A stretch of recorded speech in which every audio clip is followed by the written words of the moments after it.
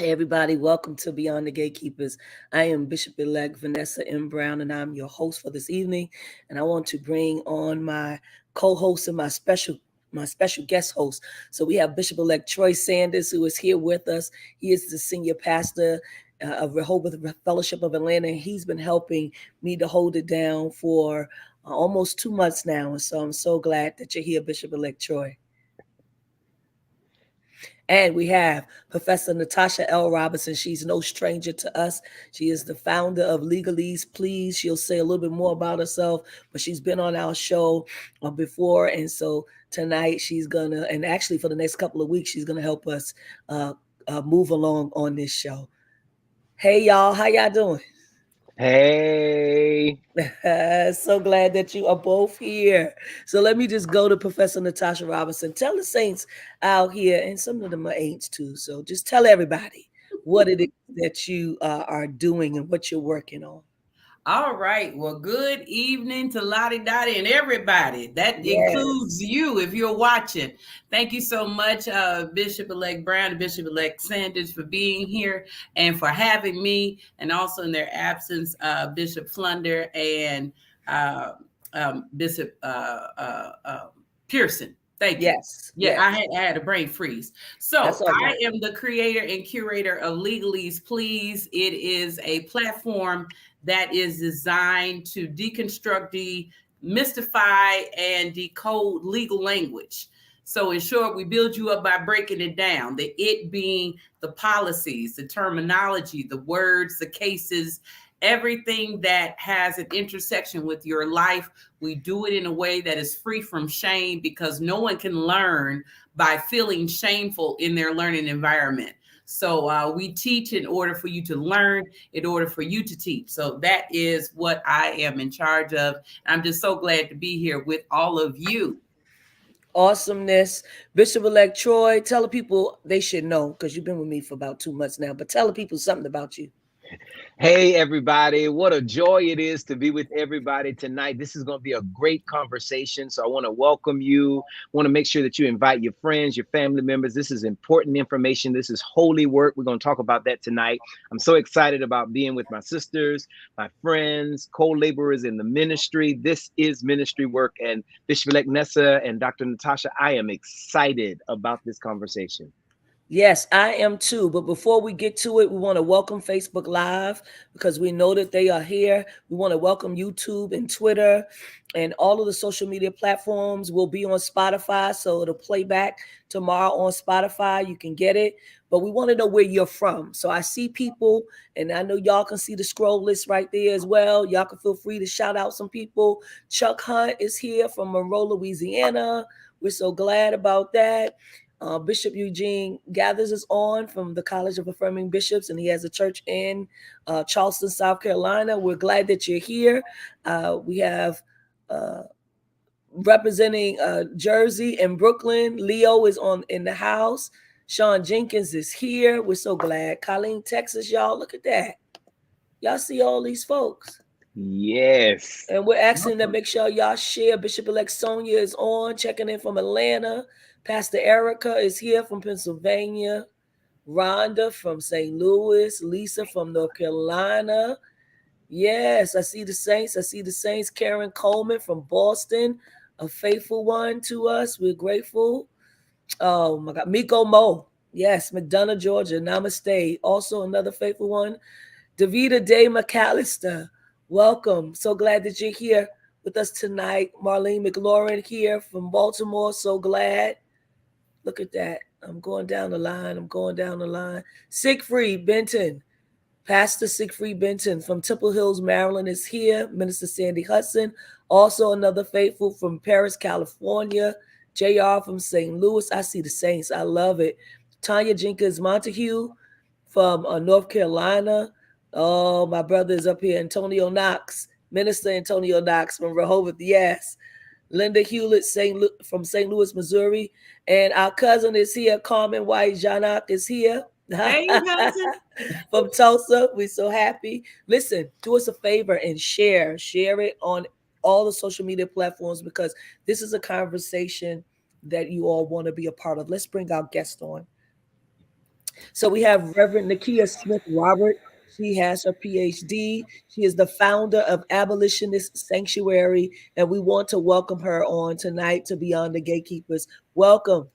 Hey, everyone. Thank you for having me. I'm excited about the conversation. We're very happy to have you here and to talk about the great work that you're doing. And I know that people want to know a little bit more about what Abolitionist Sanctuary is all about. And so we want to give you the opportunity to at least tell your story and share, and everybody's going to have questions for you. Yeah, how much time do I have to tell my story? Go tell it. Tell it. Go tell the story. So I am excited to be here. My name is Reverend Dr. Nikia Smith Robert. My story begins in Harlem, New York. I grew up to a poor single Black mother at the height of the war on drugs, which was really a declaration of a war on Black people. I grew up in the same building as many of the Central Park Five. Kevin Richardson lived right next door to me on the same floor, as well as Yusef Salam in the same building, and Corey Wise. And so that is just a glimpse of the magnitude of carcerality that ravaged my community. I also had family members, including my brother, who was just as impacted. And myself has also been surveilled and policed. And so this was my reality. I watched my mother circumvent the oppressive conditions of policing and poverty in Harlem, New York. And sometimes that meant bending rules and breaking the law to survive. And the womanist tenor, it was making a way out of no way. And according to society, my mother's survival strategies would be deemed criminal. But for us, it was salvific. It literally saved our lives, ensured that there was a roof over our head, clothes on our back, and food on our table. Sometimes in bending the rules and breaking the laws, she would forge a doctor's note from work to get a day off during an inconvenient school holiday because she could not afford child backup care. I remember one day as a little girl waiting for my mother in our common area where we lived, and this man had robbed the local video store. And as he was running through our complex, his gun fell at my feet. And what I thought were batteries that were scattering were in fact bullets. And so this is the pervasiveness of violence that my mother was trying to protect us from by ensuring she got home when she could not afford child backup care. Sometimes her ingenuity would call for her to do something creative with the rent renewal lease. If anyone lives in Harlem, they understand the pressures of gentrification and eminent domain. Yes. I'm Right? from With Harlem. Columbia University, especially. During that time, a lot of the buildings in New York City had expired on a Mitchell-Lama agreement, which was a tax subsidy that allowed owners to keep rents affordable. And when that expired, owners then privatized buildings, and my mother's rent went to market rate and increased 300%. For someone in her position, she was not poor enough, right? She did not qualify for vouchers, right? For Section 8. And she also made too much for the vouchers. And so the people in the middle there, even as a single mother providing for her family, would be displaced. And to mitigate against that, she would do creative things with the lease agreement. And so when I thought about my mother's survival strategies, her making a way out of no way, it wasn't because she was a criminal. It wasn't because she was a bad person. It wasn't because she was immoral. But in fact, she was exercising virtues of courage and creativity and ingenuity and making a way out of no way against larger structural injustices of poverty, of gentrification, of capitalism, right? And so my research is wanting to reappraise poor Black mothers' moral strategies, not as a vice, but as a virtue, not as criminal, but as salvific. And instead of casting individual blame, instead interrogating these larger structural injustices and the ways in which they are exasperated by policing and carcerality that is decimating our communities. Did y'all hear what she just said? I hope y'all sharing this conversation. Wow. That's like, that's real. Of course, I grew up in Harlem, so I know all about where you grew up. I didn't grow up that, I was not that far away, actually like 6 blocks away, maybe from where you grew up is where I grew up. So I was able to see, and I know that you are telling the truth about everything that you have experienced. I know about that Mitchell Lama law. I know about NYSHA and how they do people as well, and all of those things. And it's so funny that you would even say that about the Schomburg, because like when the Schomburg went up, we all thought that that was like, this is dope. This is the big league. You know what I'm saying? You know, people are getting nice, you know, places to live in Harlem, you know, only to find out that, you know, things were happening there too. Oh yeah. Right? Absolutely. Things are happening there too. So it's just like what you're doing for Black mothers and what you are saying that are living in urban neighborhoods, urban areas, places where, again, capitalism prevails. I like what you say about breaking the law when the law breaks us. Yeah. Right. You know, mothers are around here trying to make $1 out of 15 cents, trying to feed their children and all of these different things. And at every turn, there is something to block them. And so this is a way, right? I mean, and it'll go all the way back to when Ronald Reagan started calling Black mothers welfare queens, right? Doing all of these things, all of this negative language, all of this negative talk, all of this degradation, when mothers were only trying to take care of their families. Yeah. And so the story begins there. And based on those lived experiences, I conducted research to theorize around kind of the lived practices of poor Black mothers and their survival. And so I completed my dissertation titled Breaking the Law When the Law Breaks Us, a Womanist Theoethical Approach to Public Policy and Criminal Justice Advocacy for the Black Church.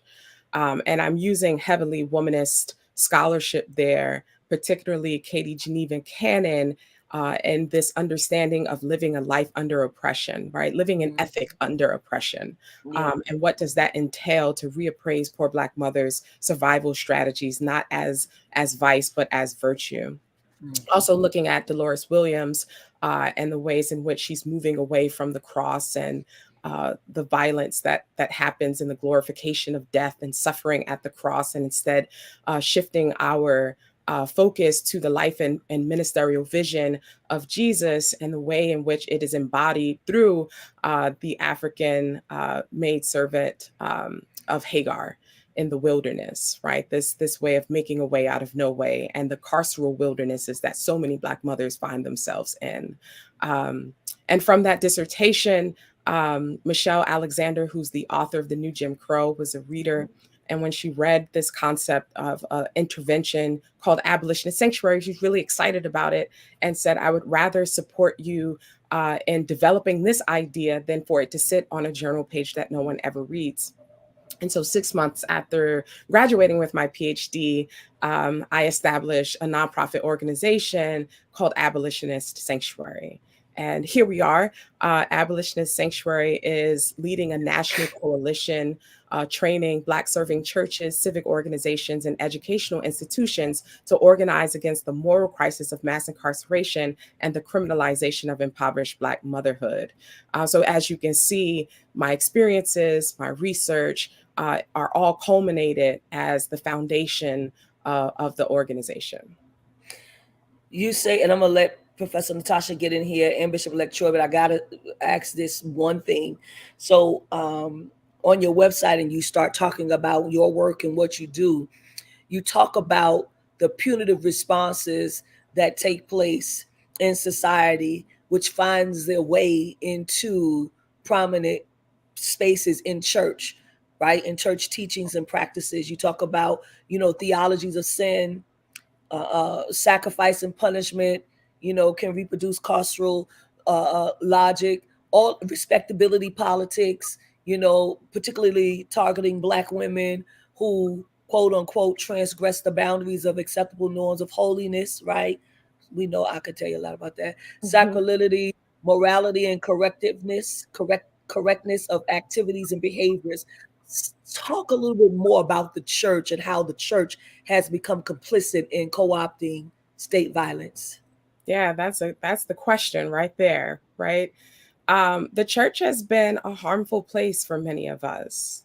And the church has hidden behind its sacred texts, its scripture, its theologies as a way to justify its condemnation of a particular kind of body that transgresses acceptable standards of piety, of holiness, of sanctity, right?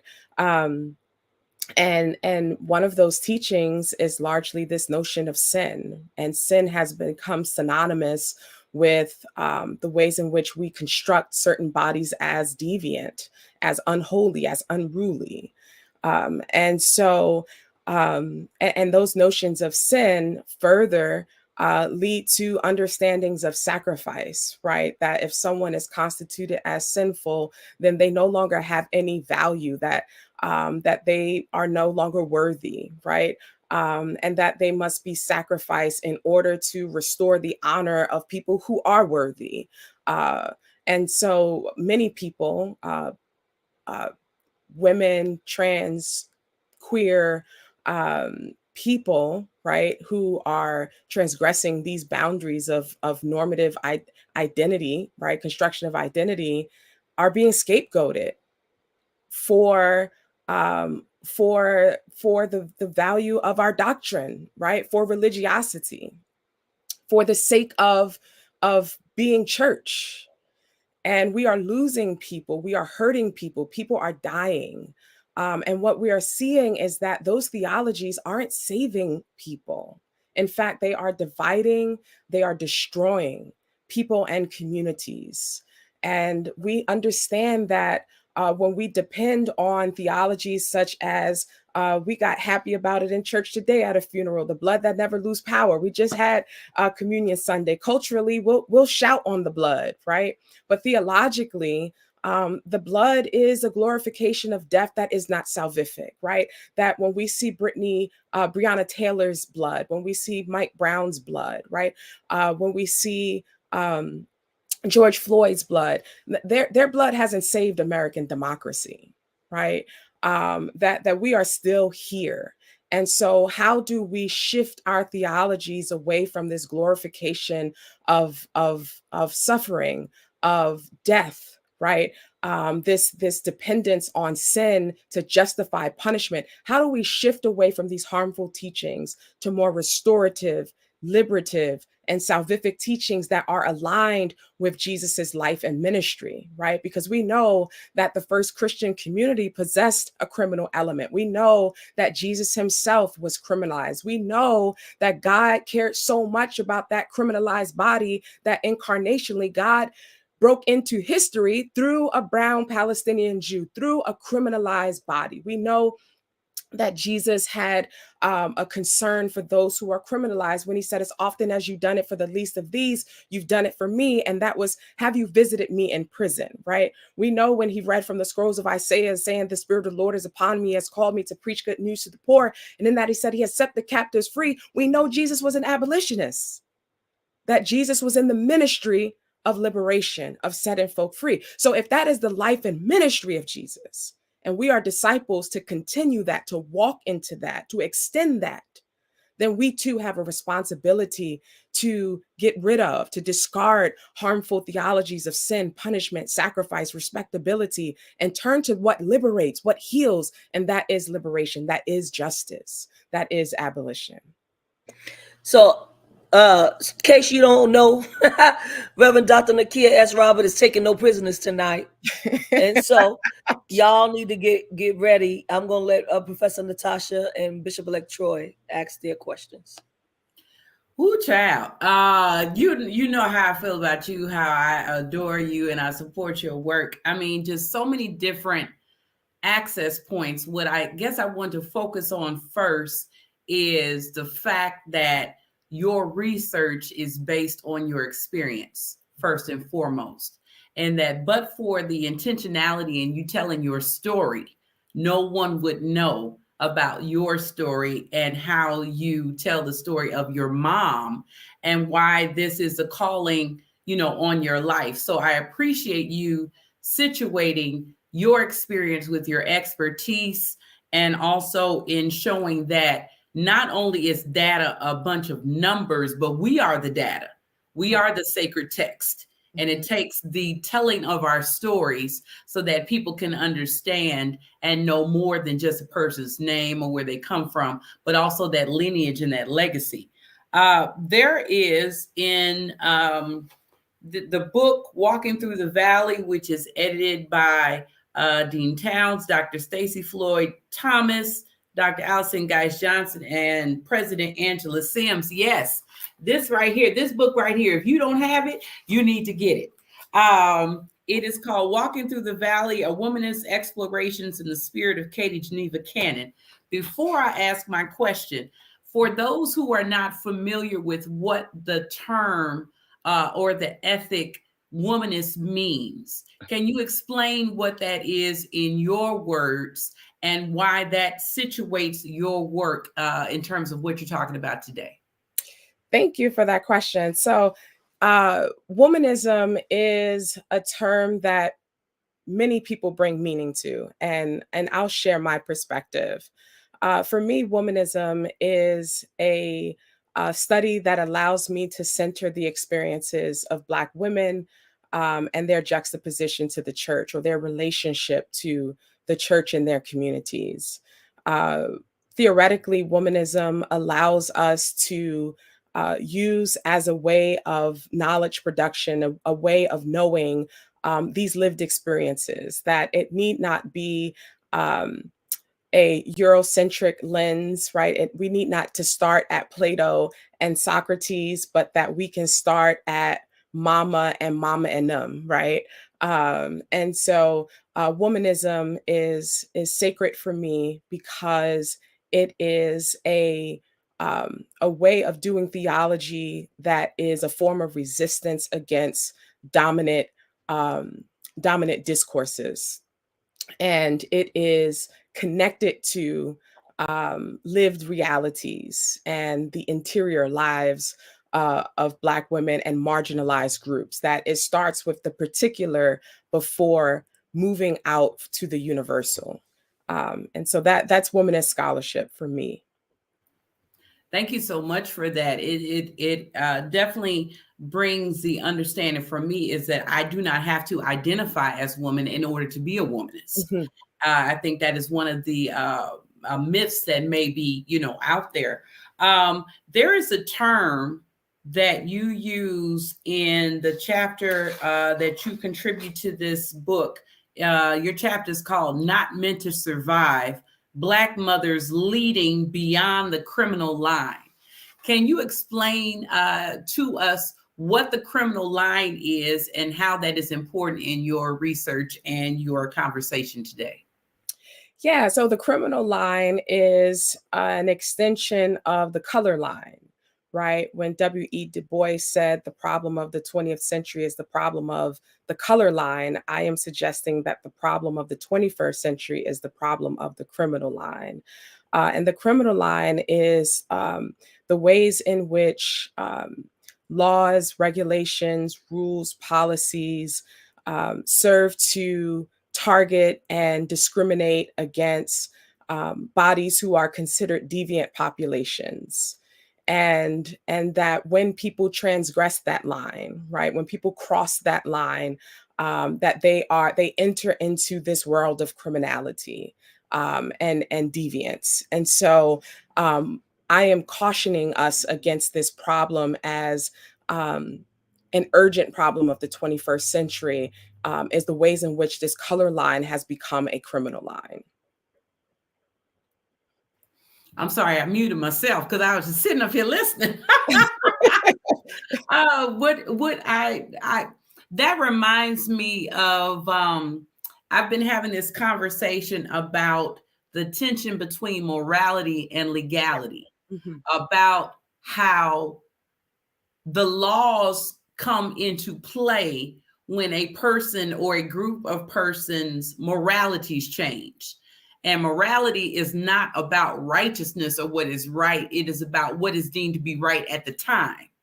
And so when someone's laws are being changed, it's because there's a group that says what we thought was immoral then is now moral not now. And it continues to, move the chains. That's what I took from your work, is when you're talking about the criminal line, is that the line continues to change as the morals of the immoral continue to change. Yeah. And so what happens is that now you have poor Black mothers who are caught in between, as you said, what is deemed to be a vice, which is really a virtue, almost like when you say making a way out of no way. How are you trying to figure out how do you break the laws that break us? Which goes to show then really it's not really law breaking. It's more of surviving with the intention of thriving. So what you bring up, what you raise is just, like I said, if you all have not read this entire work, but if you have not read specifically this chapter, Not Meant to Survive, let me tell you, it's going to bless you. It's going to bless you. Yeah. And, Professor Natasha, I would, love to continue to be in conversation, particularly from your perspective as an attorney, right? And the work that I'm doing around moral theology and legal philosophy. And the forthcoming book is doing exactly that. It's looking at these tensions between law and morality, which is a very long discourse and conversation and tradition that I hope to contribute to. And how it connects to my lived experiences is that sometimes breaking the law is the right thing to do, right? And so that becomes an issue of morality, and that there are just laws, there are unjust laws, and there are laws that are unequally applied. And in each case, I want to make an argument that justifies Black women's lawbreaking. And that when we see civil disobedience, when we see Dr. King talking about breaking unjust laws in the traditions of Augustine and so forth, right? That breaking unjust laws isn't the only qualification that justifies lawbreaking. That sometimes stealing is a just law. And we are justified to do that too when hungry, and especially when there are inequities, right? And so, and then when we talk about unequally applied laws, when we look at the case of Marissa Alexander and George Zimmerman, right? George Zimmerman and Marissa Alexander were in the same state of Florida, the same city of Stanford, the same prosecutor invoking or the same law of stand your ground around the same time period, but the results of their legal outcomes were drastically different. That George Zimmerman, who killed Trayvon Martin, was acquitted, and Marissa Alexander, who brandished her weapon against her abuser and killed no one, was initially sentenced to 20 years in prison as a Black woman, right? And so there's this whole racial and gendered stereotypes that construct Black women as angry, as salacious, as irreparable, right? And that somehow are warrant these egregious punishment in ways that white men aren't given the same scrutiny, right? And so both amongst the just, unjust, and unequally applied law, I would argue that in each case that we can find examples where Black women are justified because of the larger structural injustices and the double system of justice we have within our legal system. Woo! Bishop-Elect Troy, you gonna jump in? Because I have a response to that, but I'm gonna wait.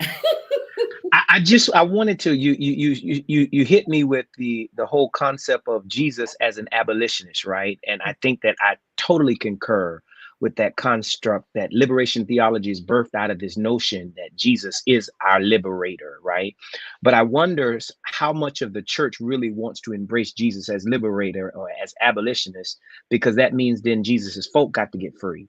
And when we get free, we got to free others. Bishop Flunder lifts up a number of sermons on that sermon, that scripture, for it is for freedom wherewith Christ has set us free, and be not entangled again with the yoke of bondage. So in what ways do you see that the system perpetuates itself because the idea of liberation is challenging to the institution? Yeah, so this institution was built in servitude and captivity, right? In slavery, right? The birth. And so emancipation was an idea, but our very beginnings is wedded to this history of slaveocracy, right? And so liberation is a project that we are always aspiring to. And the way the system works, particularly empire, is to always reproduce itself. And so it's always pressing back against the project of liberation. And this is why one of the values of abolitionist creativity is so important, because empire will continue to reproduce itself and push back on the project of liberation, which means we have to be creative in the ways in which we are trying to actualize it, right? And so when we think about punishment, it is so embedded in our society. We are so conditioned to think that punishment is a first response and that it is effective, that we have stopped imagining alternatives. And that has prevented us from creating new solutions, right? And so I am an abolitionist in every facet of my life. I'm an abolitionist as a parent, as a partner, as a professor, as a preacher, right? And all the things, because I am convicted by abolition in a way that makes abolition equal to my religion, right? If God is a God of the oppressed, if Jesus is a liberator, if Jesus is an abolitionist, and I'm a disciple of Jesus, then abolition is my religion, right? And I don't have time to play games with it. And so I try to be consistent as much as possible. In fact, I was just recently racially profiled by American Airlines that entangled me into the legal system for the first time. And as a response, I won this case. I was accused of assault, and I won this case. And my response is, so the flesh in me wants the employee fired, right? Because I'm conditioned by punishment. But the religion in me, the abolition in me, is trying to identify alternatives that are restorative. And that is, I don't want this man fired. I don't think his family should suffer for his actions, right? So I think a restorative alternative is that he would be reassigned to a role that isn't public facing, that he receives some type of implicit bias training, that I receive some type of apology, right? So abolition calls us to do three things, and it's an alliteration of ours: to repair harms, restore relationships, and rebuild more just and equitable systems. And everything that I do, I'm trying to aspire for those three things: to repair, restore, and rebuild. In fact, that is a hashtag for us. If you ever see hashtag Abolitionist Sanctuary, following it is the hashtag repair, restore, rebuild. That is our theory of change. That is our philosophy. And so I carry that with me as a parent also, right? Because in many households, we grew up that punishment was the motivation, our external motivation to change our ways. But punishment doesn't change one's character, right? Punishment doesn't instill values or virtues. It doesn't really fix anything. So abolition calls us to get to the root of the problem, right? And to recondition ourselves so that we can restore relationships, so we could actually repair the harm, that we could build better people. And build a more just and equitable world. So this project of liberation is always a pushback against empire's proliferation and reproduction, right? And in order to do that, we have to be creative in how we are imagining new alternatives, and how we do that, for me, is rooted in the values of abolition and this understanding of repairing, restoring, and rebuilding. You give, and I know Natasha wants to go, Professor. I'm gonna let you. I will let you. You go ahead. Let you redress. I want to, but I wanted to say, so everything that you just said around those 3 points, Audre Lorde says that the master's tools will never dismantle the master's house. Is that right? That's right. And with that being said, you basically burn the house down, but then you give us tools. The church, you give us tools. Talk about those. I think you give us like 3 or 4 things around liberation theology, community-based virtues, all those things. Let's talk a little bit about that, and then I'm going to let Professor Natasha give a redress to something you said earlier. Yeah, I really appreciate us turning that corner, right? Because abolition isn't just a negative project, but it's a positive project. It's not just tearing down, but it's building up. And so what are we building as abolitionist sanctuaries, right? My vision is that we are building a faith-based abolitionist movement. I envision that we will certify churches, educational institutions, individuals, and communities to become abolitionist sanctuaries, that they have demonstrated their commitment to repairing, restoring, and rebuilding more just and equitable systems. And to do that, we want to train our communities to do that, right? And so our training is aligned with a system called PACTS. We create PACTS with people, PACTS. And that is training people in the principles of abolition. I'm tempted to give you guys the exclusive drop, but in our phase 2 of our strategic plan, come on, give it to us. Come on, Reverend Doctor, come on. I didn't consult my board, so I don't know. But I may. But at phase 2 of our strategic plan, we are we've invested in a platform to train the next generation of abolitionists. And this is an online social learning and e-commerce platform, and a certification program where through our trainings, institutions and individuals can become trained in abolitionist principles, right? And part of that's the certification program. People can also take courses, freestanding courses. And in the long run, people will be able to take courses for credit, courses that comply with ATS accreditation, and they can take courses for credit in partnership with seminaries. And so we are educators. And that training is around public policies, it's around transformative justice strategies and liberative theologies that are rooted in abolition. So that is the principles of PACTS. We also, in order to become certified, you demonstrate comprehension of those principles of abolition through our trainings. You also demonstrate action steps, so deliverables, ways in which you are connecting those principles on the ground in real life situations. You are demonstrating the C, your ability to build coalition, right? Doing coalition work with the larger community, so that so much of the church is this isolated silo, right? But how are we going beyond the walls and into the community? And T, that you are transforming, right? That there is impact in the work that you are doing as abolitionist sanctuaries. And then finally, that after you have demonstrated the principles, the actions, the coalition, and the transformation, you then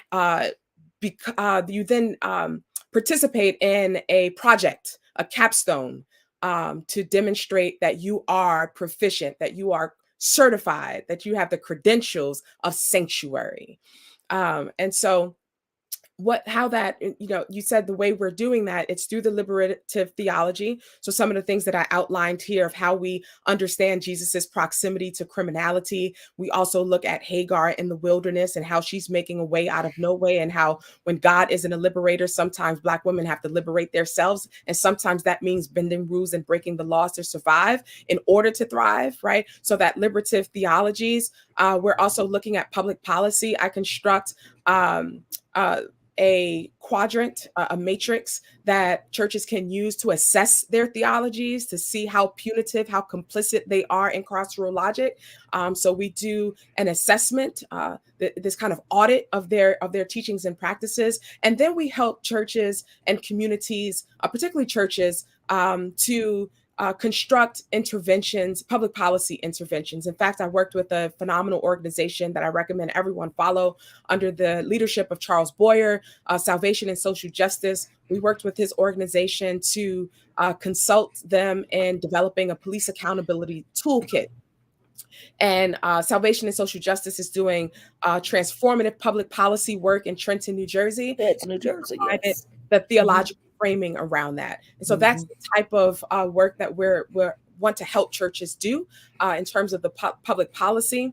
And then the transformative justice piece. Ebenezer Church, the spiritual home of Martin Luther King and the home of Senator Raphael Warnock, has this Ending Mass Incarceration conference. And in their first iteration of that, they had an expungement seminar and bailout funds. And for me, that's a form of transformative justice, right? What are some of the things we can do now to disrupt the larger systemic injustices, right, and oppressions through our church? And whether that's delivering, I did a Abolitionist Sanctuary service with around the country where I helped church leaders reimagine their worship service through the lens of abolition.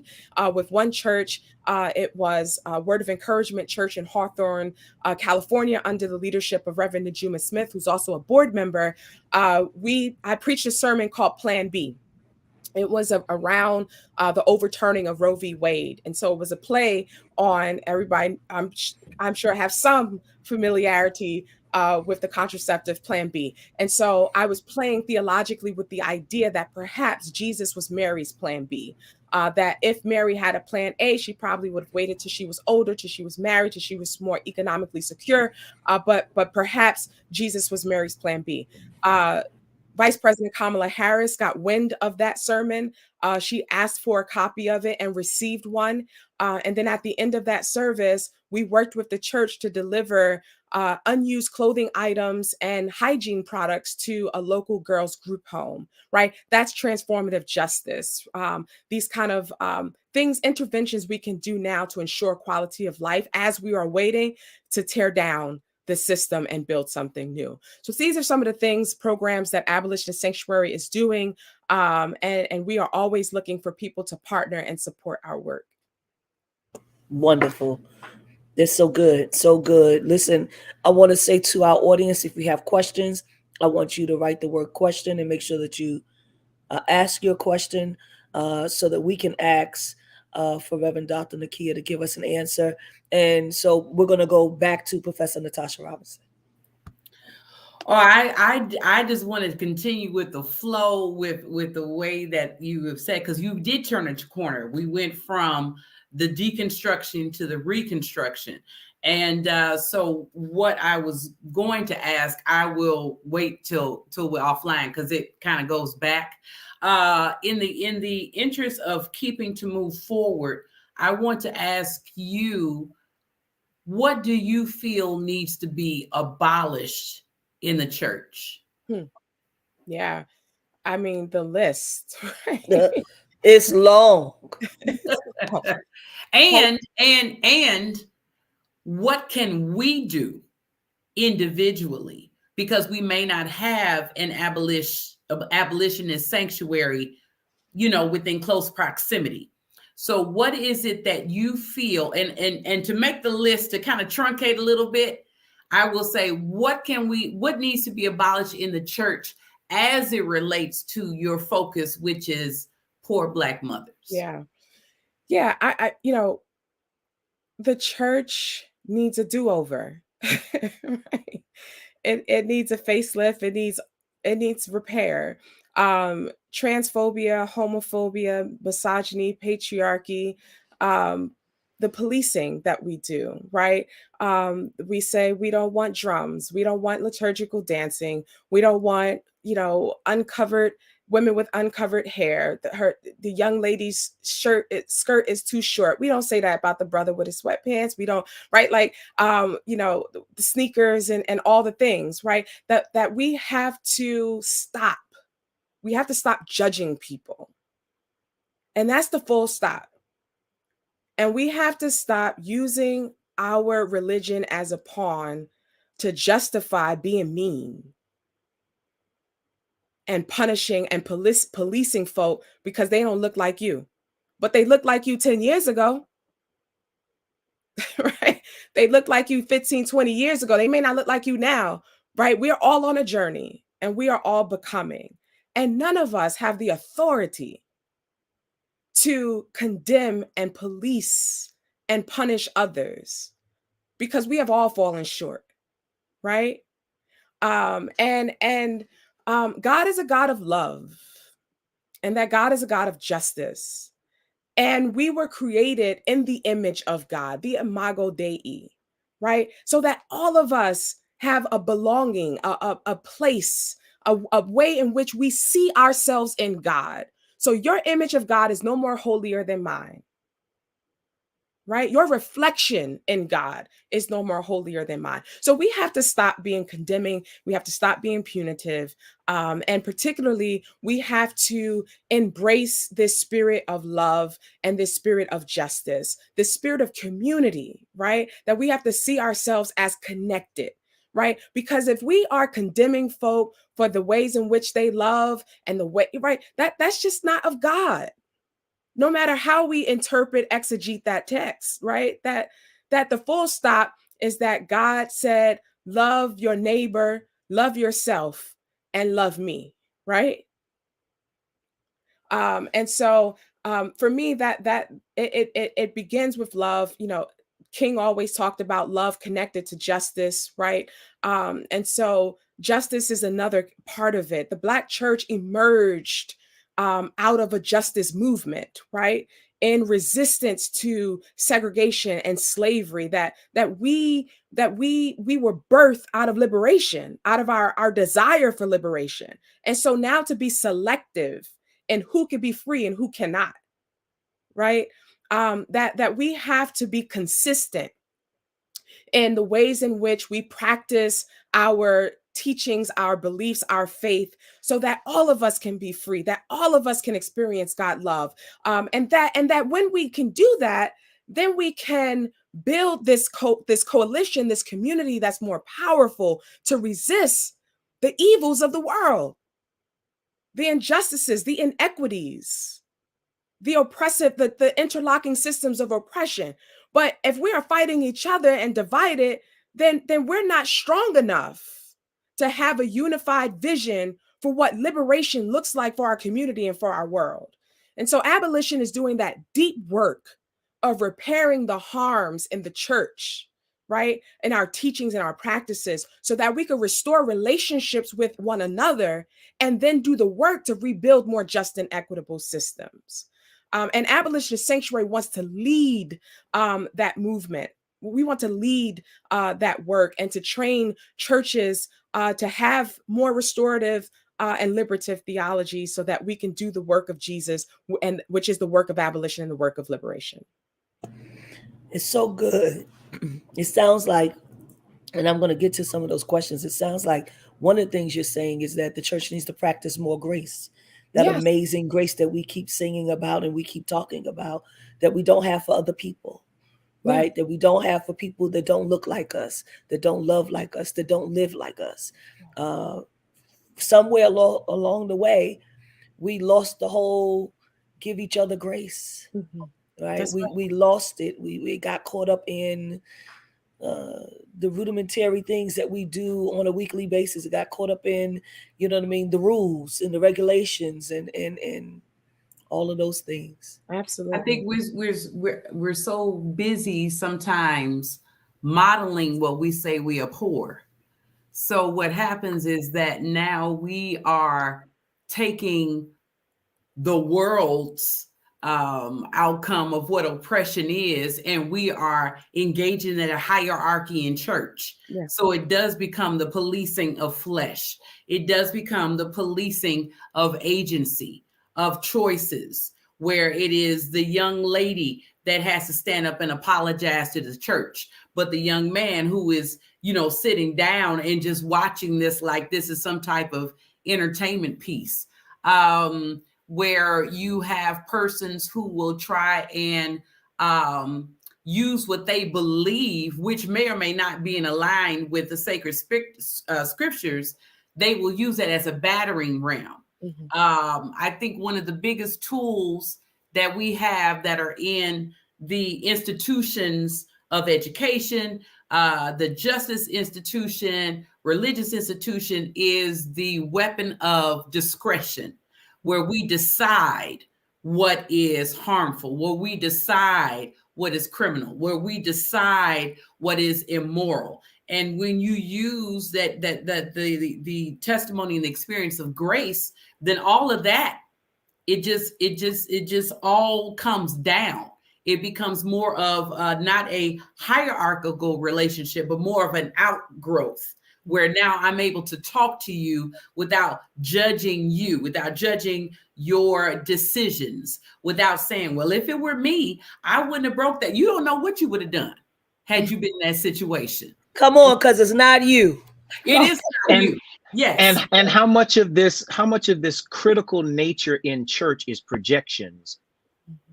It's the discomfort and dis-ease of ourselves that we have not found peace with our own souls. We have to torture and torment others because we are not free from ourselves in ourselves. Absolutely. Wait, now I got to read this little comment because this is going to. Dr. Jamie Edie Chisholm says, some of us also need to admit that we weren't interested in liberation. We just wanted privilege. My God. Be it like the straight church in my context. Come on here. Wow. There it is. That's it. Bishop-Elect so, and I'm gonna get to the question, said, like the legalistic affirming church. See, we go from one thing to another. You understand what I'm saying? So we say, okay, the mainstream church don't want us, but then we start making all these crazy rules in the affirming church, doing some of the same things, if not the same things that the mainline church is doing, right? And so we, again, put people, in restriction and, handcuffs, right? We arrest people, right? We have a way of arresting people in the church, and we couch it under the fact that we're arresting that spirit, whatever that spirit is.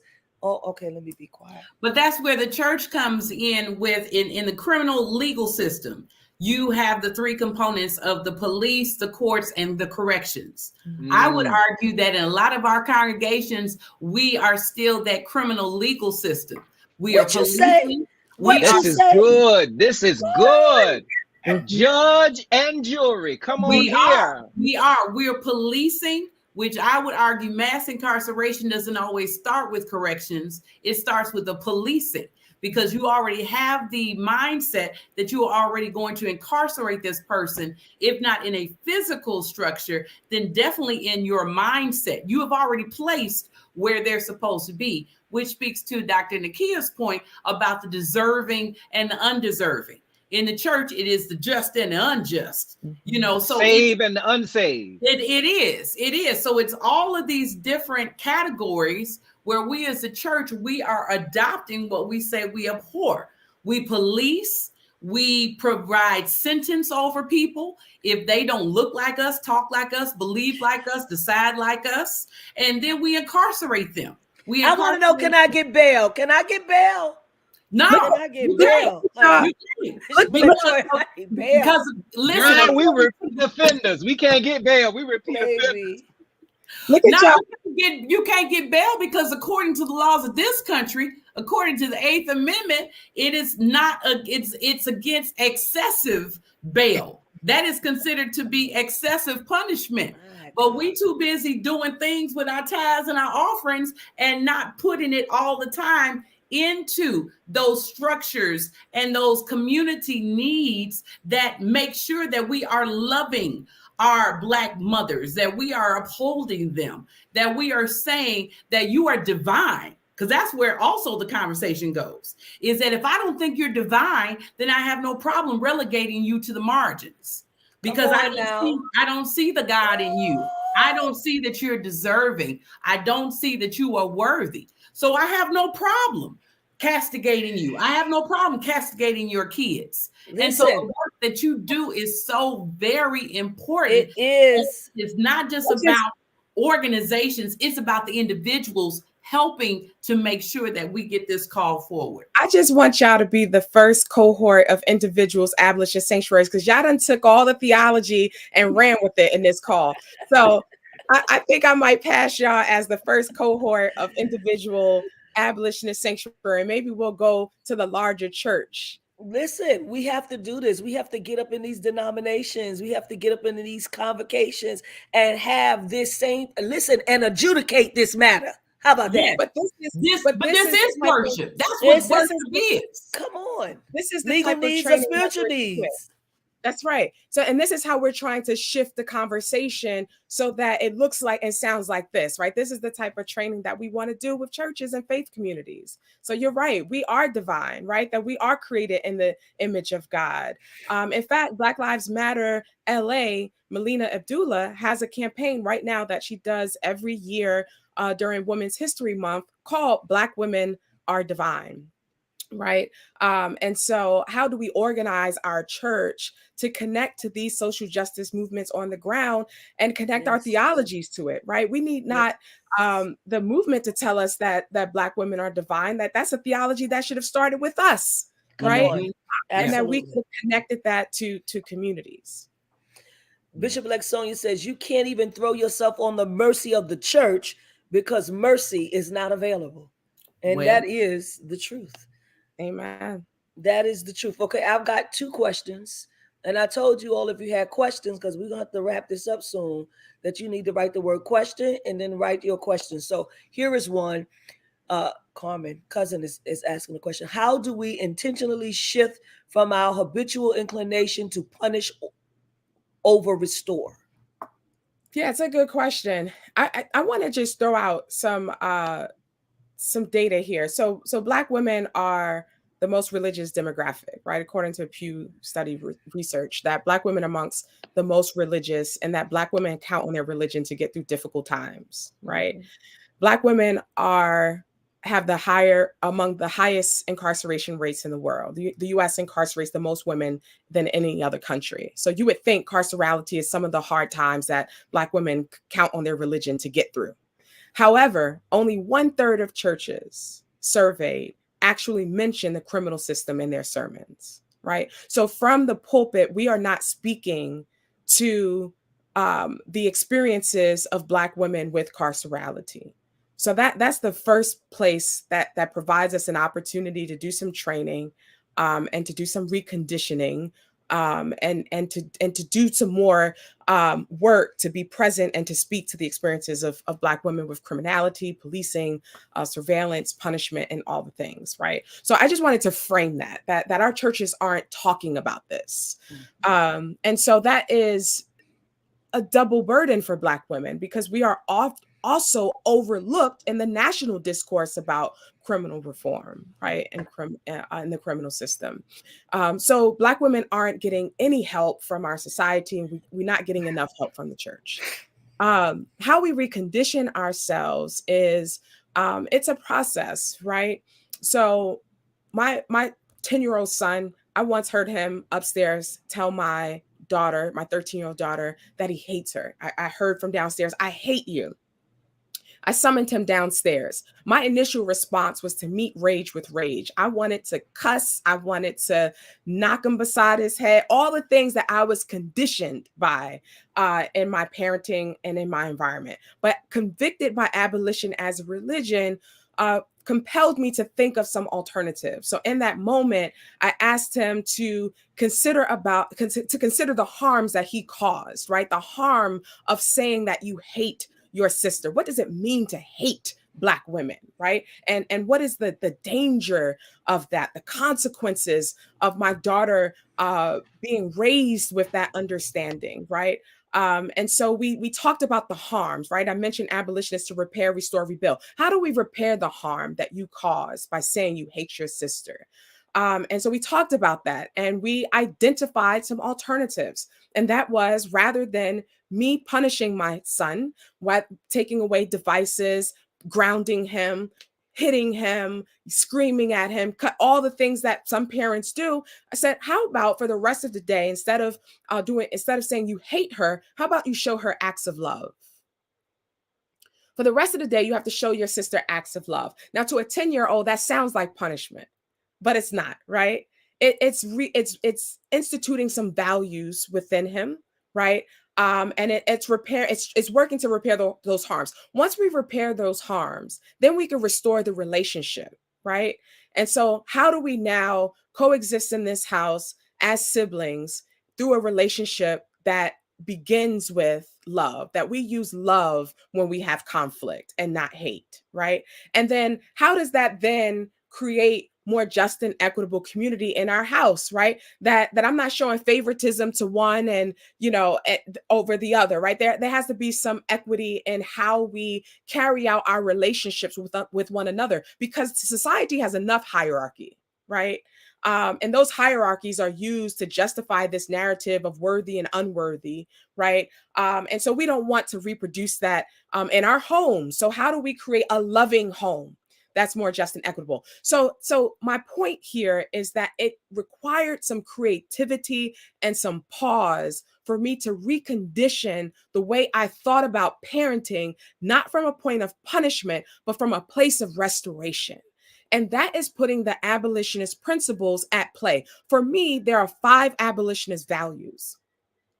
These values emerge for me out of the survival strategies of Black women like my mother's who broke the law to survive. It is compassion, creativity, courage, care, and community. I believe that when we rely on those 5 values or those 5 virtues, that it provides us a toolkit to practice an ethic of abolition in our relationships and within community.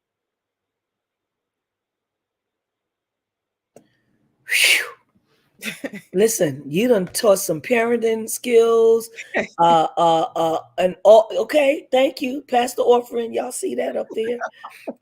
That's for real. Like, that is, you have given so much information, but so much good information that we can use in so many different ways. Somebody is asking, and I'm gonna say this, somebody said, what's the name of tonight's book? Well, the name of tonight's book is whatever Dr. Nikia S. Robert is going to name it. We're going to name that book Abolitionist Sanctuary. And we're going to invite you all to support the work that we're doing and to find us everywhere where you are social on the nets, on them in nets. I love it. That's so good. Okay, let me ask the second question. Here we go. All right. When are we as people of color going to recognize the need to restore, repair, and rebuild the Black church? Hashtag religious emancipation. Anybody? Yeah. Well, so, yeah. No. You go. Go ahead, sir. It's a communal project, right? What I like about abolition is that it is not an answer. That abolition is a process, and it's an invitation. It invites us into collectively imagine alternatives that are more just and equitable and that will build communities of care. And so when people ask, what about the murderers? What about the rapists? How do we restore the church? I invite you to join us in this faith-based abolitionist movement to think about what are some alternative approaches to doing that work. We could think about some tangible things, right? Like no longer glorifying death and the blood and the cross, right? And sacrificial theology. no more using sin as a way to construct bodies as guilty and criminal and unholy and unworthy, particularly women, queer and trans communities. It means that we are socially engaged, that we are organizing collectively to change laws and policies to create this more just and equitable world that we and our children's children deserve. That is the kingdom of God, right? It is ensuring that that we are extending Jesus's life and ministry with an emphasis on liberation. That all that we do is rooted in liberation, in love, and in justice. Powerful. I'm Go sorry. ahead. My response, the first thing that came up for me was, do people have to share your same faith in order for you to meet their need? And the reason why I say that is because sometimes when we're talking again about adopting the master's tools, the master's ideologies, sometimes we hinge our care, our meeting of needs based upon, do you believe what I believe? Because if you believe what I believe, then it's a little bit easier for me to meet that need, or to meet the need before it becomes one. But when we're talking about the church, the Black church, whatever, I think one of the realizations, at least the one that I've made, is not everybody wants to be a member of the Black church. So what does it look like to be outside the traditional walls, the traditional function of church? What does it look like to be the church to people who may not want to be part of the church, but who still have needs? You know, we titled this Legal Needs or Spiritual Needs. So do you have to be a follower of Christ in order for me to be the Christ to you? Mm-hmm. Do you have to be in prison in order for me to now come and see about you? What does it look like for us to provide water without you being thirsty? What does it look like to make sure that you already have clothes before you go naked? And I think that when we start engaging in those type of conversations, then we are bringing from the margins to the center what Dr. Nikia is focused on, what this platform is about, by making sure that some needs don't become needs, by making sure we do not condition our help based upon your faith or lack thereof. And I think that that helps us to start reimagine, if you will, what does it look like to be the church, to be Jesus, to be justice, to be love. That is what came up for me. That's really powerful. And for us, our immediate mission is to Black serving churches. We envision expanding that into a interreligious movement. And so you need not to be a Christian or follower of Jesus to be concerned about liberation and abolition. And I really, really appreciate what you're saying, Professor Natasha, about the ways we can be preventive and not reactive, right?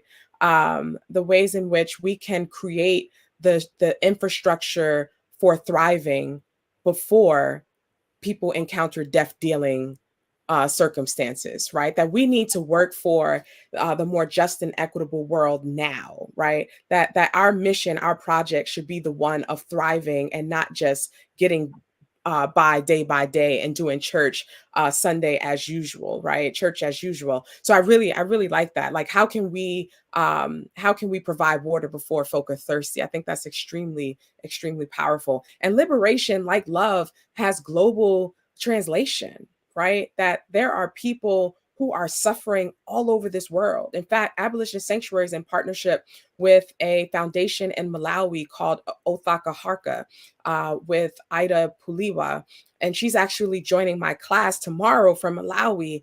And she has done phenomenal work to empower her village. And one of the things that I'm considering is the ways in which the African diaspora can be instructive for abolitionist global futures. Like, what can we learn from the way voodoo was used to overturn, the Haitian, to fuel the Haitian Revolution, right? Absolutely. What can we learn about the political resistance and the political fervor across the African diaspora for the project of abolition? So I am moving in my second book project. If I'm thinking this kind of trajectory, I'm thinking about the global implications of abolition and the African diaspora. I love that, because it just made me think, and I know that Professor Natasha has one last question. It just made me think of indigenous faith religions, right? And how they can help us in terms of abolition. Absolutely. Even in the Black church, like, to show people what needs to be done. And there are just so many things that we have demonized along the way, right? Some of it is cultural, how we grew up, you know what I mean, society, but there are some things that I know that they have that can help us too. Absolutely. And a lot of abolitionist practices come out of indigenous communities when we look at restorative peace circles and so forth. So absolutely paying homage to these indigenous communities that provide us a kind of toolkit, a pathway to imagine more just and equitable futures in this larger project of abolition. Indeed. Professor, you have a last question? I don't have any questions. I can convert, as they say in congregational meetings. I don't have a question, but I have a comment, which is just bless your heart, bless your work. If you could put in the comments later where we can find you, where we can support you. You have given so much meat for us, not just to consume, but to consume with intentionality.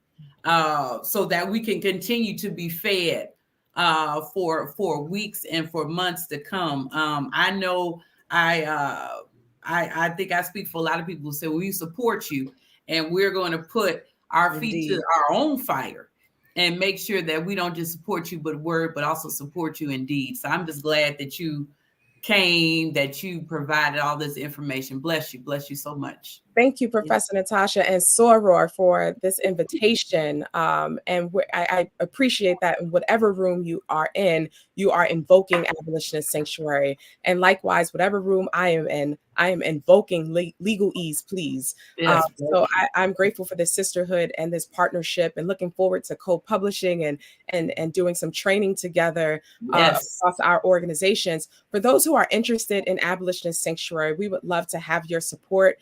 You can visit us at www.abolitionistsanctuary.org.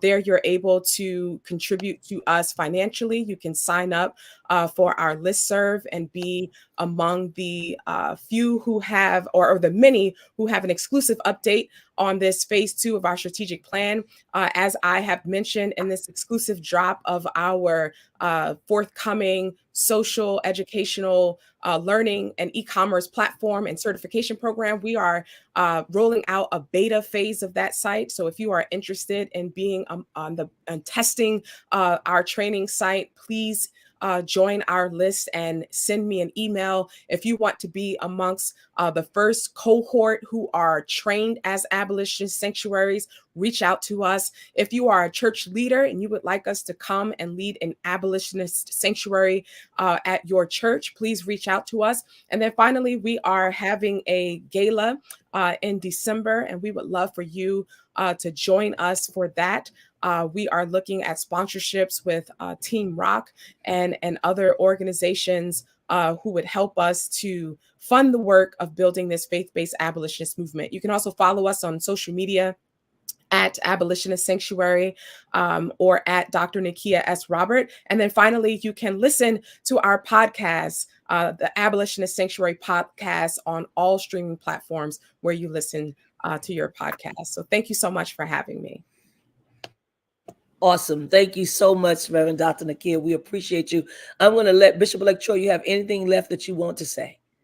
No, I just want to echo what everyone else has said. This has been such a rich conversation, the kind of which that will not just stir us to hear, but should stir us to do, and then be. So I want to encourage you as well to continue keep this conversation going. We continue to keep this conversation going, because real change will come out of these kinds of conversations and this kind of conviction. Thank you. Thank you all so very, very much. I appreciate you on tonight. Legal needs are spiritual needs. We thank you so much for Abolitionist Sanctuary and all the work that you are doing, what you are doing in community, what you're doing in congregational life. It's needed, what you're doing in the world, right? And I want to encourage everyone, again, as she has asked and requested, if, first of all, share this particular Facebook Live, YouTube, whatever social media platform you can share it on. Share it, because if your pastor has questions, if whoever is running whatever kind of outreach in your church has questions, in your synagogue, in your mosque, if you're listening, please have them listen to it, and then they can make contact, because all the information is already there to contact Reverend Dr. Nikia S. Robert. I think it's important that we become abolitionist sanctuaries, and I certainly am going to sign us up so that we can do that, so we can be taught exactly what we need to do. And sometimes we're doing social justice work and we think we know everything, but we don't know everything. There's still more that we can add to the work that we are currently doing. So we appreciate you so very much for that. Again, we say thank you so very much for being with us. We're going to go to our ads now. Thank you. So we thank you for joining Beyond the Gatekeepers, current events through a theological and justice-informed lens. We're so grateful to have Reverend Dr. Nikia Roberts here with us on tonight, Abolitionist Sanctuary. And so we're going to ask that you continue to support our broadcast. This information that you're receiving on tonight is a worthy of you all sending donations to us. And so our Cash App is $TFAM annual, and our PayPal is www.paypal.me/TFAM justice. So we pray tonight that you would give and make sure that you put, because you heard what you heard on tonight, that you wanted to sow a seed. We appreciate you. We want you all to meet us, and our presiding bishop is asking you to meet us in Atlanta, Georgia, July 5th through the 9th for our TFAM Holy Convocation, Miracles, Signs, and Wonders. Miracles, Signs, and Wonders. We will be at the Sheraton Atlanta Hotel in Northeast Atlanta, Georgia. Registration is $150 now, up until May 1st. After May 1st, it'll be $175, and then it's on-site registration, which is $200. And if you don't intend to come each day, then there is daily registration. You can also book your hotel. If you go to www.radicallyinclusive.com, there is a splash page. On that first page, you can go and register, and you can also go and book your hotel. There are key events that are happening through the week. We are having on Wednesday night, appointment of global presbyteries. On Thursday night, new ordination and new church affiliates. On Friday night, instead of a live recording, we're having a white party. On Saturday in the day, there's an Episcopal consecration. Those of us that are Bishop-Elects will be consecrated on that day. Saturday evening, we're having a Founders Night musical celebration and song for Bishop Flunder. And Sunday morning, we're having our Holy Communion anointing service. Prior to that, we're also having baptism on Sunday morning. So it's a full week. We want you to be there with us. Please register your children. There's a full track for children. Register your children as well. Thank you so much. And a Lenten webinar series is happening.